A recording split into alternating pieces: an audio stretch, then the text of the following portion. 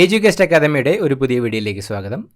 വരുന്ന LDC പരീക്ഷകൾക്കായിട്ട് syllabus പ്രകാരം തയ്യാറാക്കിയിരിക്കുന്ന 40 ചോദ്യങ്ങളാണ് ഇന്നത്തെ വീഡിയോയിലൂടെ നോക്കുന്നത്.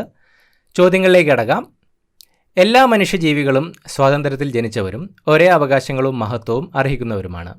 ബുദ്ധിയും മനസാക്ഷിയുമുള്ള അവർ പരസ്പരം സാഹോദര്യത്തോടെ പെരുമാറണം.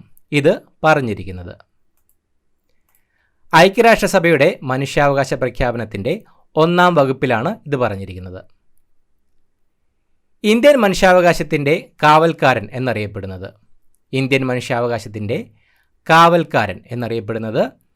ദേശീയ മനുഷ്യാവകാശ കമ്മീഷനാണ്. ഇന്ത്യൻ മനുഷ്യാവകാശത്തിൻ്റെ കാവൽക്കാരൻ എന്നറിയപ്പെടുന്നത്.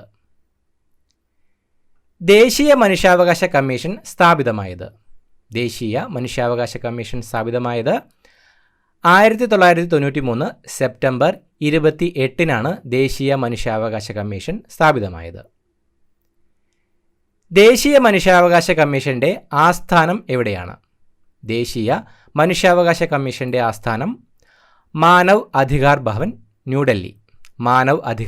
ന്യൂഡൽഹിയിലാണ് ദേശീയ മനുഷ്യാവകാശ കമ്മീഷൻ്റെ ആസ്ഥാനം. ദേശീയ മനുഷ്യാവകാശ കമ്മീഷനെ തിരഞ്ഞെടുക്കുന്നതിനായുള്ള കമ്മിറ്റിയിലെ അംഗങ്ങൾ: പ്രധാനമന്ത്രി ചെയർമാനാണ്. ആഭ്യന്തരമന്ത്രി, ലോകസഭാ സ്പീക്കർ, ലോകസഭാ പ്രതിപക്ഷ നേതാവ്, രാജ്യസഭാ പ്രതിപക്ഷ നേതാവ്, രാജ്യസഭാ ഡെപ്യൂട്ടി ചെയർമാൻ എന്നിവരാണ് ദേശീയ മനുഷ്യാവകാശ കമ്മീഷനെ തിരഞ്ഞെടുക്കുന്ന കമ്മിറ്റിയിലെ അംഗങ്ങൾ. ദേശീയ മനുഷ്യാവകാശ കമ്മീഷൻ്റെ ആപ്തവാക്യം സർവേ ഭവന്തു സുഖിന എന്നതാണ് ദേശീയ മനുഷ്യാവകാശ കമ്മീഷൻ്റെ ആപ്തവാക്യം. ദേശീയ മനുഷ്യാവകാശ കമ്മീഷൻ ചെയർമാൻ ഏത് പദവി വഹിച്ച വ്യക്തിയായിരിക്കണം? സുപ്രീം കോടതി ചീഫ് ജസ്റ്റിസ്. ദേശീയ മനുഷ്യാവകാശ കമ്മീഷൻ ചെയർമാൻ സുപ്രീം കോടതി ചീഫ് ജസ്റ്റിസ് പദവി വഹിച്ചിരുന്ന വ്യക്തിയായിരിക്കണം. ദേശീയ മനുഷ്യാവകാശ കമ്മീഷൻ്റെ ചെയർമാനെ നിയമിക്കുന്നത് ആര്? ദേശീയ മനുഷ്യാവകാശ കമ്മീഷൻ്റെ ചെയർമാനെ നിയമിക്കുന്നത് രാഷ്ട്രപതിയാണ്.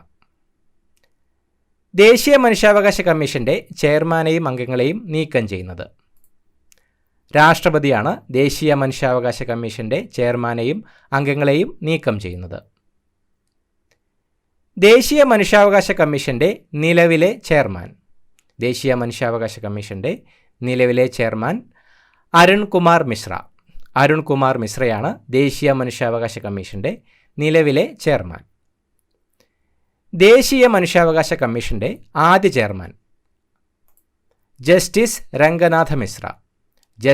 രംഗനാഥ മിശ്രയാണ് ദേശീയ മനുഷ്യാവകാശ കമ്മീഷൻ്റെ ആദ്യ ചെയർമാൻ.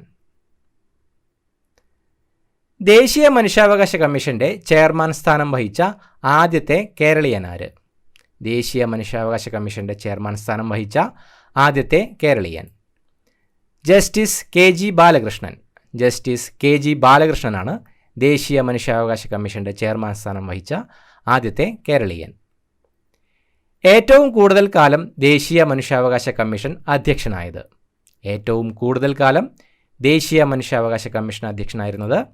ജസ്റ്റിസ് KG ബാലകൃഷ്ണനാണ് ഏറ്റവും കൂടുതൽ കാലം ദേശീയ മനുഷ്യാവകാശ കമ്മീഷൻ്റെ അധ്യക്ഷനായിരുന്നത്.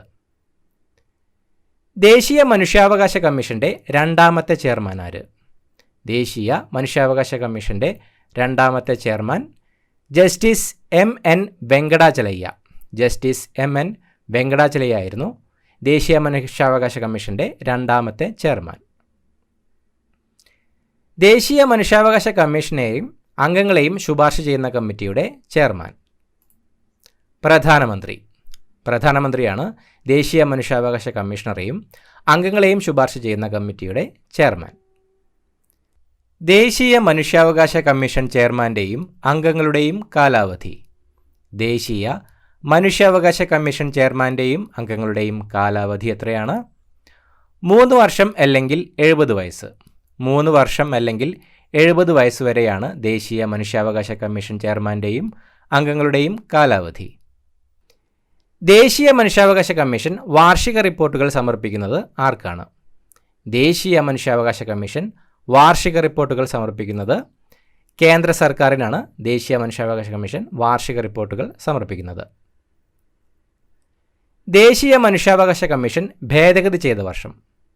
ദേശീയ മനുഷ്യാവകാശ കമ്മീഷൻ ഭേദഗതി ചെയ്ത വർഷം 2006-ലും 2019-ലുമായിരുന്നു ദേശീയ മനുഷ്യാവകാശ കമ്മീഷൻ ഭേദഗതി ചെയ്തത്. ദേശീയ മനുഷ്യാവകാശ കമ്മീഷനിലെ നിലവിലെ അംഗസംഖ്യ ചെയർമാൻ ഉൾപ്പെടെ 6 പേരാണ് ദേശീയ മനുഷ്യാവകാശ കമ്മീഷനിലെ നിലവിലെ അംഗസംഖ്യ. ദേശീയ മനുഷ്യാവകാശ കമ്മീഷനിലെ എക്സ് ഒഫീഷ്യോ അംഗങ്ങളുടെ എണ്ണം 7. ദേശീയ മനുഷ്യാവകാശ കമ്മീഷനിലെ എക്സ് ഒഫീഷ്യോ അംഗങ്ങളുടെ എണ്ണം 7 ആണ്. ദേശീയ മനുഷ്യാവകാശ കമ്മീഷൻ ഒരു ഡാഷ് ബോഡിയാണ്. ദേശീയ മനുഷ്യാവകാശ കമ്മീഷൻ ഒരു സ്റ്റാറ്റ്യൂട്ടറി ബോഡിയാണ്. മനുഷ്യാവകാശത്തെക്കുറിച്ച് പ്രതിപാദിക്കുന്ന ഭരണഘടനയിലെ ഭാഗം. മനുഷ്യാവകാശത്തെക്കുറിച്ച് പ്രതിപാദിക്കുന്ന ഭരണഘടനാ ഭാഗം 3-ലാണ് മനുഷ്യാവകാശത്തെക്കുറിച്ച് പ്രതിപാദിക്കുന്നത്. മനുഷ്യാവകാശ നിയമങ്ങളുടെ പ്രേരക ശക്തി എന്നറിയപ്പെടുന്നത്. മനുഷ്യാവകാശ നിയമങ്ങളുടെ പ്രേരക ശക്തി എന്നറിയപ്പെടുന്നത് മാഗ്ന കാർട്ട. 1215 രൂപീകൃതമായ മാഗ്ന കാർട്ടയാണ് മനുഷ്യാവകാശ നിയമങ്ങളുടെ പ്രേരക ശക്തി എന്നറിയപ്പെടുന്നത്. സാർവത്രിക മനുഷ്യാവകാശ പ്രഖ്യാപനം നടന്ന വർഷം.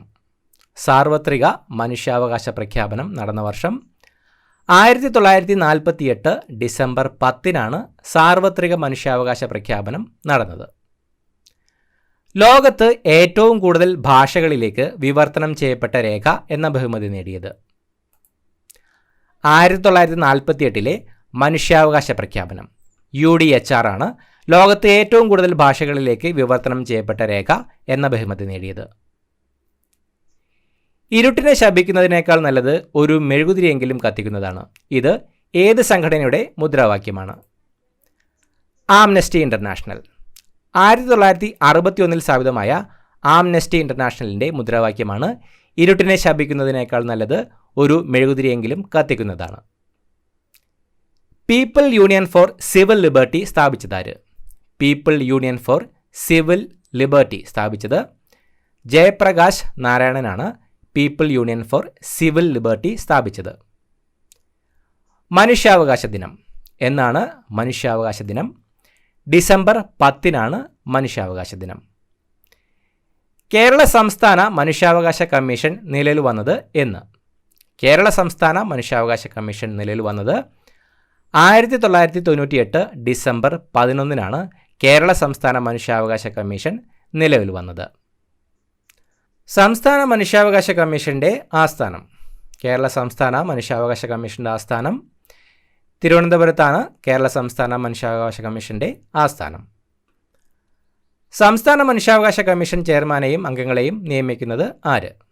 കേരള സംസ്ഥാന മനുഷ്യാവകാശ കമ്മീഷൻ ചെയർമാനെയും അംഗങ്ങളെയും നിയമിക്കുന്നത് ഗവർണറാണ്. കേരള സംസ്ഥാന മനുഷ്യാവകാശ കമ്മീഷൻ ചെയർമാനെയും അംഗങ്ങളെയും നിയമിക്കുന്നത്.